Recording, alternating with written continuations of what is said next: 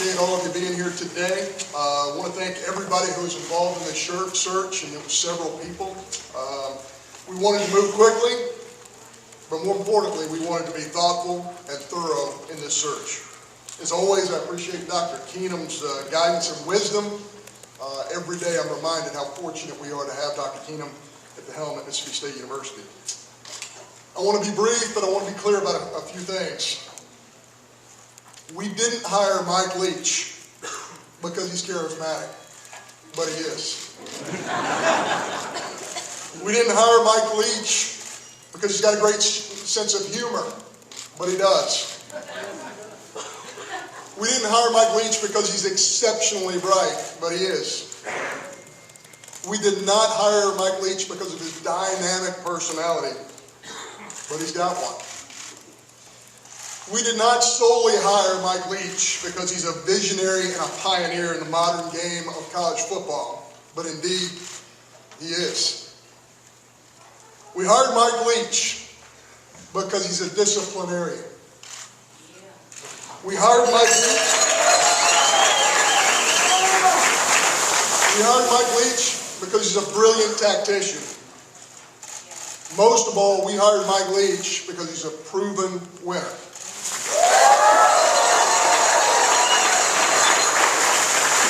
He's won, quite frankly, at some places that are very difficult to win. So at this time, I would like to introduce Coach Leach's lovely wife, Sharon. Sharon, if you'd stand up.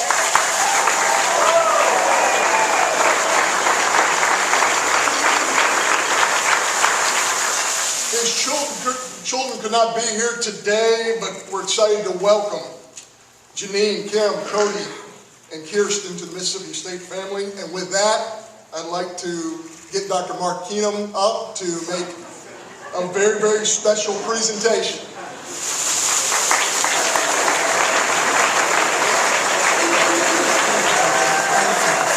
Thank all of you for being here for this great day and this great occasion.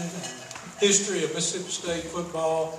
I want to take this moment to say publicly how much I genuinely appreciate the leadership of our athletic director, John Cohen, and the great job he's done in managing this sport. John, thank you and your team for this outstanding performance. Coach Leach, Sharon, welcome. Welcome to Starkville, to Mississippi State University, and to our wonderful Bulldog family. We're proud to have you as a member of our family. And Coach Leach, I know that when you want to inspire your players and your fans, you use a saying of swing your sword. Well, we have a saying here too. When we want to motivate our players and our fans, and it's ring your bell.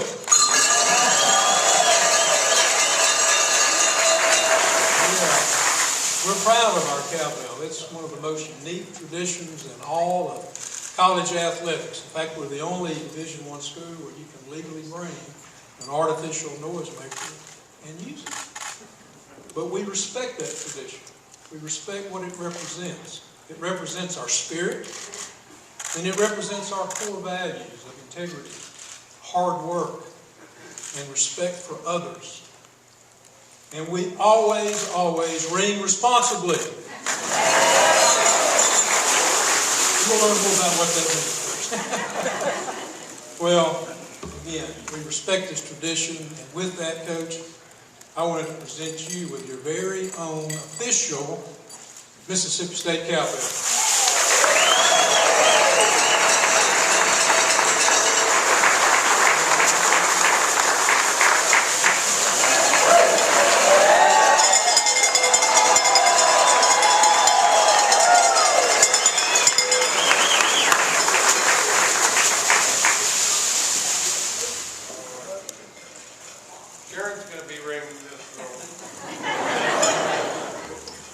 Well, the first thing I want to say is how honored I am to have the opportunity to work for John Cohen and also Dr. Keenum.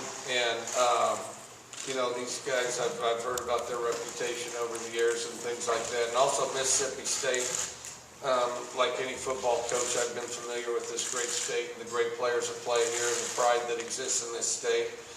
And although I will forever be proud and, if I'm not careful, get emotional about my time at Washington State and the opportunity to coach there, because I'm very proud of that team, I'm very proud of the Cougs. I'm excited about this this next step, this next chapter, to be a to be a Mississippi State Bulldog. And I think that I've heard for years about the family atmosphere, and I'll tell you the other thing. Coach Sherrill, Jackie Sherrill was the guy that when I was a young coach kind of took me under his wing and told me about this great place, and of course I was jealous. And then when I first started coaching baseball, I started coaching baseball when I was 15. So when I got to college first year, the textbook was Baseball Playbook by Ronnie Polk. Looks like a great big term paper with the brass things through the dill. And I still have that book, and then I made sure I got the updated version. And I'll tell you, and I've used what I learned out of that book in football over the years, how he'd organize his drills, even though his baseball had everybody going somewhere. Everybody was doing something.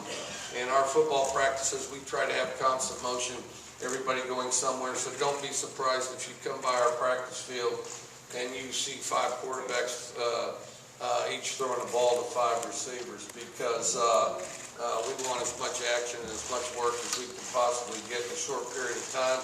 I know we've got a lot of work to do here, but we've got some great players here, and I'm really excited about this challenge, and we've got plenty of hard work ahead of us, but it's going to be fulfilling work. We're going to have a lot of fun, and we're going to work harder than any team in the country to be a team that everyone in here can be proud of. And so I really appreciate that. And then my wife Sharon, I wouldn't be here without her, because there's been a lot of tough times where she made more money than I did for 10 years in order to keep this all happening. And so with that said, I'm not a big opening statement guy. This may be the longest one of the year. Does anybody have any questions? All right, we'll go to questions for the media. We'll get a mic to you. Please raise your hand. We'll start with Ben in the front here, and please state your name and affiliation. Ben Ford, like Commercial Dispatch. Obviously, you've had opportunities to go other places from Washington State. Why was this the spot that you chose, and what went into the decision to come to Mississippi State? Why I chose Mississippi State, the cowbell represents a lot of the pride and tradition that personifies this place, and I guess there's so many ways to describe that. You put the symbol under the cowbell, and that means more than we really have time to talk about here, but it's something that even as an outsider you feel. And then the commitment to football that the state of Mississippi has, and the entire southeast region, and then the athletes that you have the opportunity to be a part of here, and they only become that way through incredibly hard work and dedication, and I wanted to be a part of that, and I wanted to have the opportunity to have another chapter in my career. We all, why do you play sports? Whether you're a player or a coach, is to have the opportunity to see or do something bigger than you currently are as you fight and scratch to achieve. And so, this is a place with great resources and a great opportunity, in my opinion, to do that. Go to Tyler here. Hey Mike, Tyler Horka, Jackson Clarion Ledger. Your offenses attack in Washington State, obviously, have had a lot of success, and there's something built in a way that folks around here probably have never seen. How feasible is it to, right away implement an offense like that here, given, the players that are here and the culture that's already got in place? I'll be able to give you a pretty good, a better answer after about a week of spring. We've always been able to install it fast. I don't think it'll be perfect within a week, but I think it'll be fairly sharp within 2 weeks, and but it's not going to be perfect. I mean, that's that's why we're in this. You're always grinding away. But as far as seeing our offense, and we've been doing it for a long time, but you know, a lot of NFL teams have adopted it. You know, if you look at the Patriots, the Saints, the Packers, you know, and generally speaking, the last most of the Super Bowls for the last 8-10 years have had some air raid concepts in it.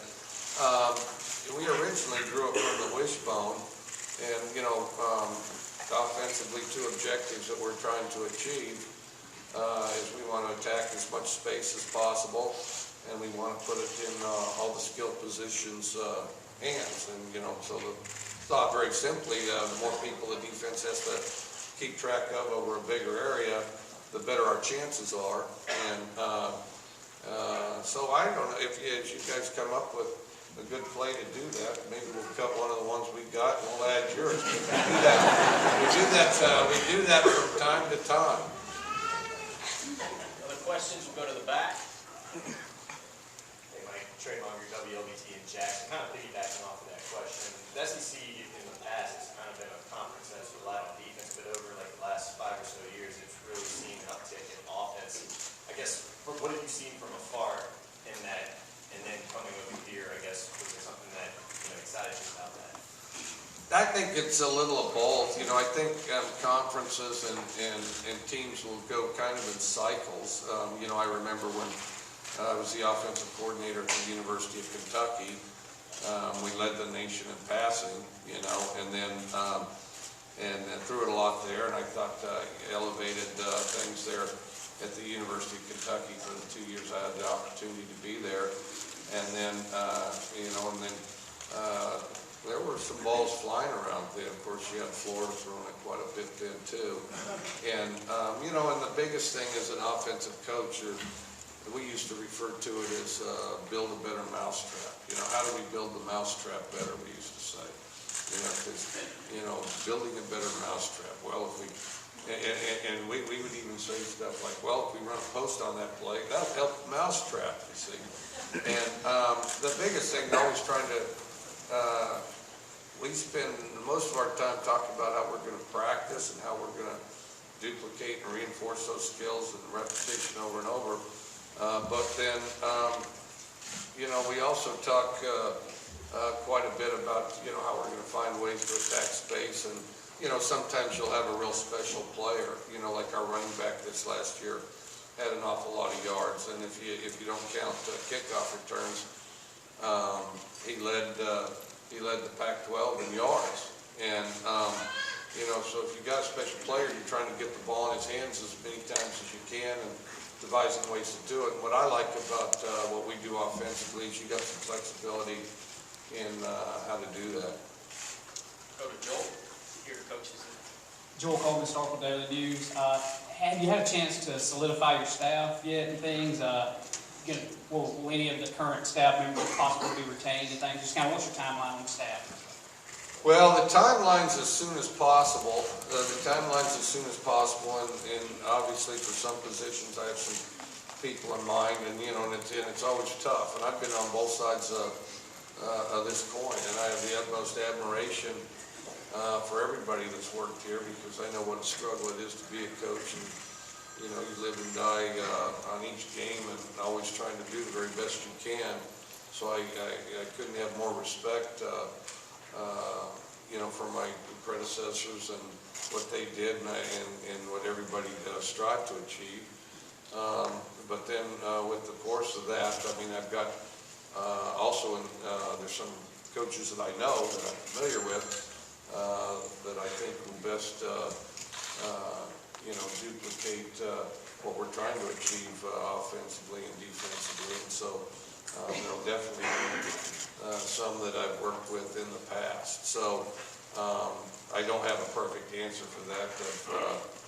I've been here for, I don't know if it was 24 hours, maybe it's at and but no, that's the top priority, is you got to get the staff organized so you can duplicate your efforts and take care of the team and just really start integrating you know, what we want to teach and accomplish. Go over here to Coach's right. Hey Coach, I'm Garrett Smith with the student newspaper, The Reflector. I was wondering if you've thought about whether or not you'll be bringing your class on insurgent warfare and football tactics to Mississippi State. I'll tell you what, that would be fun. I had a blast. So I taught a class last year, and that was a blast. Taught a class with Senator Mike Baumgartner, state senator there in the state of Washington, who went to Harvard and he used to work for the State Department. And he taught some courses on insurgency and counterinsurgency. And, you know, would come around, practice all the time, sit through our meetings. And I knew he was dedicated when, you know, sit through those film meetings where, although necessary, I myself was trying to sort out a way to make it go as fast as I could. And so he says, you know, football and insurgency and counterinsurgency have a lot of similarities. So we taught a class, and it was ridiculously exciting for me because what our format was Mike would talk about some of the principles of insurgency, counterinsurgency, then I talked about football, you know, and here'd be football. All right, we're playing so-and-so. We've got to fortify this. We've got to take care of that. We can't let them attack here. We've got to get them here. Once we get them moving here, we're going here. Boom! You know, and so for my position, my part was relatively easy. Then we'd have guest speakers in there, and you know, like we had the guy that was instrumental in busting the shoe bomber and the Boston Marathon bomber from Homeland Security. We had an Air Force survival specialist, people that had been in Afghanistan. And so we really had some, you know, and what would happen, what I liked about the class, I'd learn a lot. So I'd sit there and, you know, my part, like, all right, as soon as my part's over, then I can, you know, it'll get interesting because I can hear something. Well, you know, and it was just captivating, and I'd leave with more questions than answers, listening to the quality guys that came and spoke there. We had some of the past quarterbacks come and talk. Jack Thompson, who is a true hero of mine, was one of them. You might remember him as the throwing Samoan. Jack was one of the very first island guys to ever play college football, and just a truly outstanding figure and example there at Washington State. His friendship I've always valued, but he gave just a really compelling speech about being a guy, you know, from a different culture and a different place, and how he integrated himself in the state of Washington with kind of the rural setting and all that stuff. And just, you know, you meet so many great people, and, you know, you can learn something from anybody. And these were people where you learn what to do rather than what not to do. So I thought it was very good. We'll go over here again to Coach's right with Alex, and then we'll come back to the left. Alex Starbo with ESPN. How do you foresee building the recruiting operation here, and how important do you think it is to hire guys with SEC experience in this area? Well, I think, first of all, they've done a lot of good things recruiting here. I mean, you know, they've really done a fine job, I think, recruiting here over the years. So there's going to be a lot of things that we need to maintain. I mean, you know, and maintain and continue, and then elevate as we see opportunities. I think that the most important element of recruiting is persistence and relationships, and I think that you know, those type of people are the ones that are the best recruiters, you know, and I think that you know, I've been all over the country, and you know, a guy that really wants to recruit and it's meaningful and that has a sincere message, I think they can recruit. But then also, with that said, I think it's important that we have some people that know the ropes around the area too. So I would say a combination of all of it. I mean, first and foremost, I want good quality people that are dedicated recruiters, but then and then, you know, a mixture of we've got to have some really strong guys, X and O wise on the field, discipline, focus, you know, and that pulls the unit together. The most important thing is what you can do together. I mean, sometimes people remember a key individual here, a key individual there, but it's, you know, that's one thing I really felt like Gardner Minshew did year before last when we won 11 games, a place where they, you know, they didn't think you could go to a bowl, but we won 11. And he was a really good example of a guy that could elevate the people around him, and then, and as that happens, everybody's stronger. Go back here. Mike, here at National Commercial Dispatch, I'm just wondering if you've had a chance to revisit the visitors' locker room and it's been I did experience one disappointment when I came to Mississippi State, and that would be that last night I wanted to go down memory lane to that old visitors' locker room, the artistry of which I truly admire. I mean that sincerely. Maybe my taste and view on football and sports are a little different than others, but the old visitors' locker room at Mississippi State was literally a work of art, and now it's an office. So, and as far as I'm concerned, that's sacred ground because you know you always go to the visitors' locker room, and obviously if you're the home team, you want to have the most advantageous visitors' locker room you possibly can, and you know nowadays in these kinder and gentler days, it was utterly outstanding, and I mean just the thought that went into it, the malicious intent, hey, it's tough to play on the road attitude. Yep, and I counted them, and if I recall right, 37 nails in a concrete block, 2 toilets with no seats or no lids in the middle, 1 roll of toilet paper. I cannot wait to go. And I was convinced that here I'd have the opportunity to enjoy the fruits of a locker room of that magnitude. And I am disappointed that. Well, because, you know, the thing with football, there's all these memories. There's stuff you remember, you see, you remember all your life, you know. And that's one of them. And then, of course, we can get into SMU's locker room, and that's an entirely other story. But, and I'm sure we'll have time to talk about that at some point. But no, I was slightly disappointed that the greatest visitors' locker room of all time is no more. Go to Ben, coach to the left here. Mike, Ben Portman, Commercial Dispatch again. Obviously, you've been unused the transfer portal for quarterbacks. Obviously, it's early with looking at the roster, but do you anticipate looking into the transfer portal for quarterbacks this year, and can you kind of address that at all?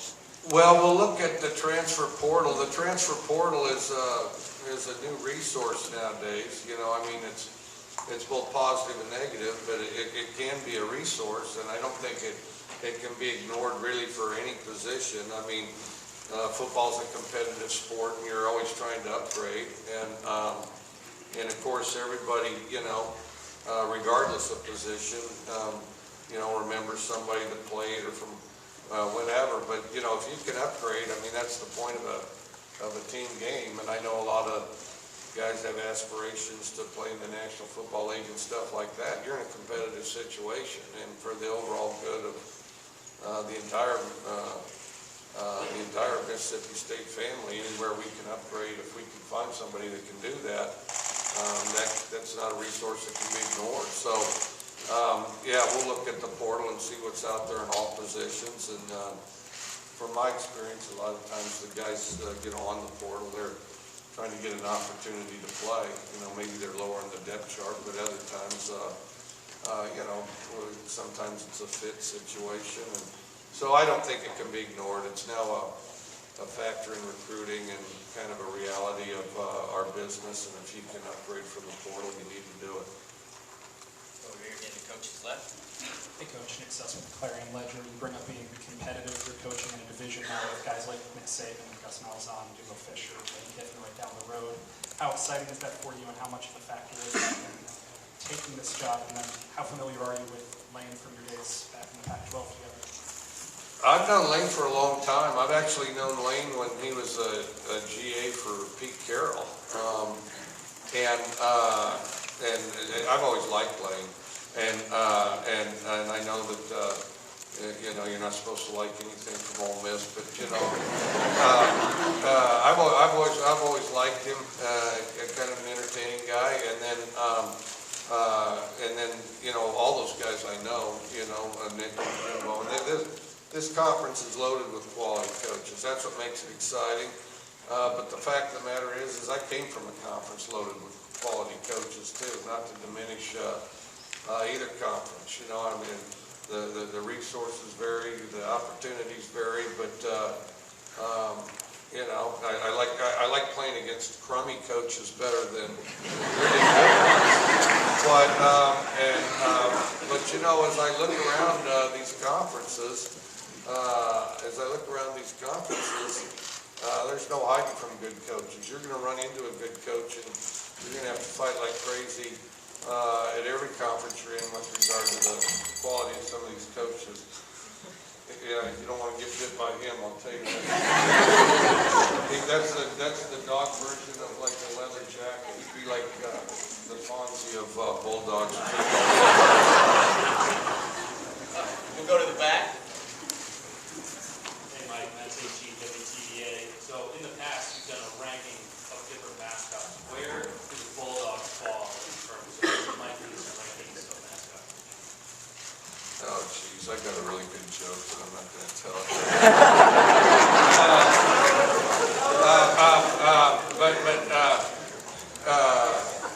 I'm trying to think. Well, first of all, you know, I will tell you the punchline of the joke. The punchline of the joke was, "That dog will bite you."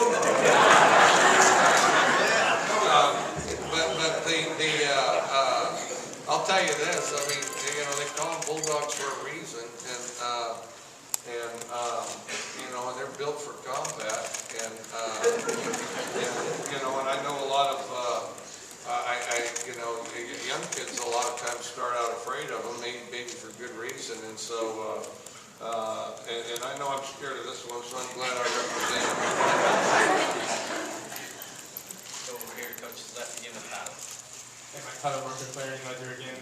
Going back to Lane Kiffin, what was your perception of the Egg Bowl coming into this? Obviously, coached at places with big rivalries, Apple Cup, you just came from, but here, Mississippi State, Ole Miss is a pretty big rivalry. A lot of people care about it. What's your perception of it? Well, I think it's huge. I think it's huge, and I think there's, you know, everywhere you kind of have your rivalries, and you know, and then, you know, the better you get, the more rivalries you have, because everybody wants to get a piece of you, and so we want to, you know, put out a quality enough product that it'll take a couple years, but where you consistently beat some teams to where everybody feels like they're your rival. But I think, you know, Ole Miss is right down the road. Ole Miss is a place that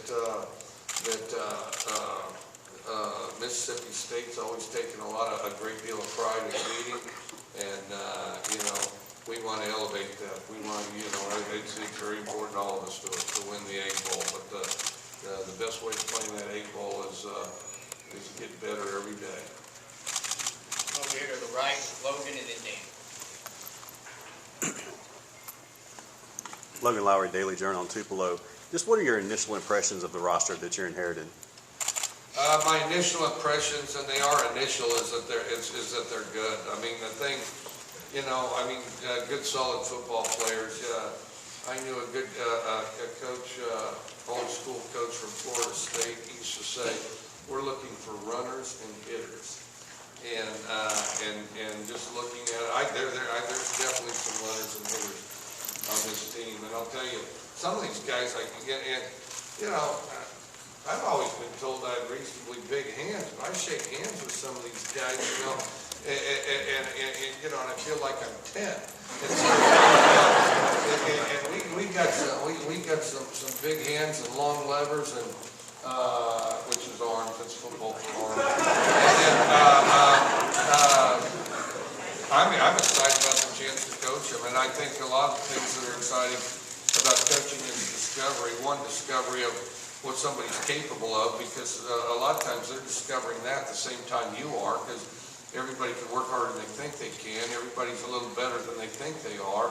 And then the other thing is as players grow and developing things from one day to the next, pretty soon, you know, they can do something they couldn't do before, and they didn't think they'd be able to. So, I mean, that's exciting. I mean, there's a lot of discovery in this business, and I think that's what keeps you interested. I think addiction would be a better word, but, you know, because, you know, coaches get addicted. You know, I mean, all the time you see people retire, and it's tough on them, and some of these guys get reeled back in all the time. Over here to Danny. Danny Smith, Starkville News, welcome to Starkville, Mississippi State. Thank you. Just talk about, John said about discipline was one of the things that attracted you. Just talk about the philosophy on that piece and what it means to you. You know, yeah, I mean, it kind of depends, you know, specifically what happens. The quick answer is accountability. I mean, everybody's got to be accountable, and it's got to be an equal level of accountability. And, you know, I've always thought that, you know, whatever's the undesired behavior, you've got to make sure the desired behavior is easier. You know, if you want guys to go to class, you've got to make sure that not going to class becomes really inconvenient. And whether it's having somebody do more or taking something away that they want, you know, and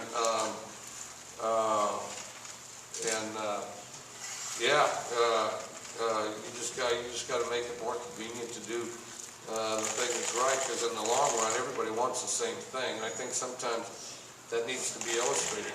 Everybody wants the same thing as far as being the best that they can possibly be, and down deep they want it. It's like following that path can get hard, but you got to make it inconvenient to stray from the path, you know. Coach has time for a couple more. We'll go to the right. Ryan Phillips, Starkville Daily News. Hey, Coach, welcome to Starkville. You've already been making your rounds. I know you went to George Sherman today, or yesterday. So how would you rate your... Yeah, what do you think of this suit? Very strong.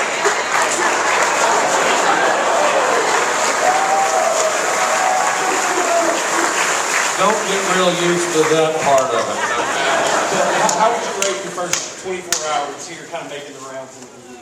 I think it's outstanding. I mean, you know, it's what a great college town is. I mean, it's all Bulldogs 24 hours a day, you know, and whether it's football or whether it's academics or whether it's you know, other sports or the other thing, you know, universities always have a dimension where you know, there's a lot of things. You know, you've got the Grant Library here, you've got you know, museums, exhibits that come through here, great lecturers, people that know something, you know, I'm sure, obviously a bunch of people have written some great books around here, you know, professors and things and some of their research. I can tell you right now, Coach Polk wrote a great book, okay? And so there's some minds in whatever industry they're in, or interest, not industry's wrong, but interest, that are just outstanding. And anytime people are pursuing knowledge and thought, a lot of good things come out of it generally. We'll go to Brian here in the front. Coach Brian Hayden, Supertalk, Mississippi.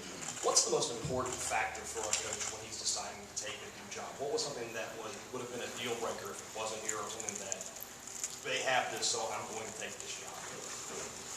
You know, you're always really conflicted because, you know, you create great relationships with, you know, your previous team and you know, coaches, fans, and some things like that.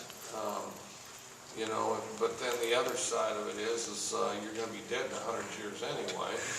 And, so, you wanna, try to have as many experiences as you can, and everybody's got goals and things that they want to accomplish, and so, it is kind of a path, and then,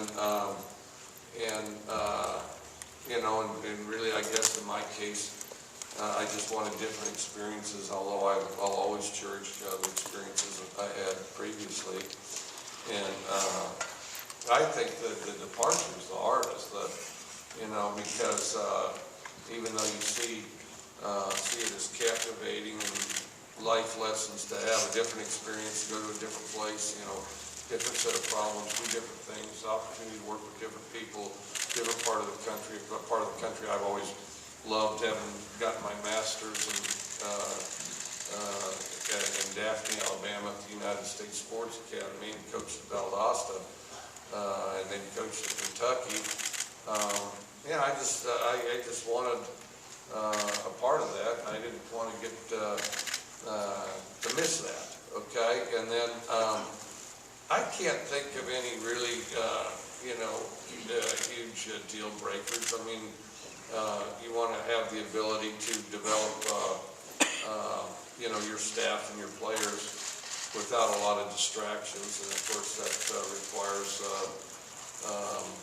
incredible support from the university and the administration, and I've worked for some great presidents and great ADs, and I truly believe that exists here. And you can look around this campus at the facility and how spotless everything. I mean, this place is, I don't know how. Some of you guys may need to get out more. If you think this is one of the cleanest campuses I've ever seen in my life.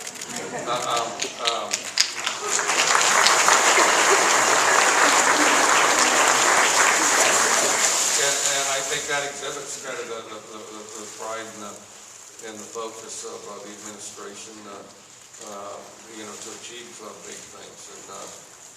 And working with them, I want to be a part of achieving some big things too. And like I say, that together with our players, because players and coaches are the same. I mean, you're partners, and we want to put together the very best team that we can, and so that we can all be proud of and continue to build on it.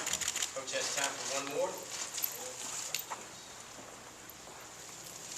We'll go to the back.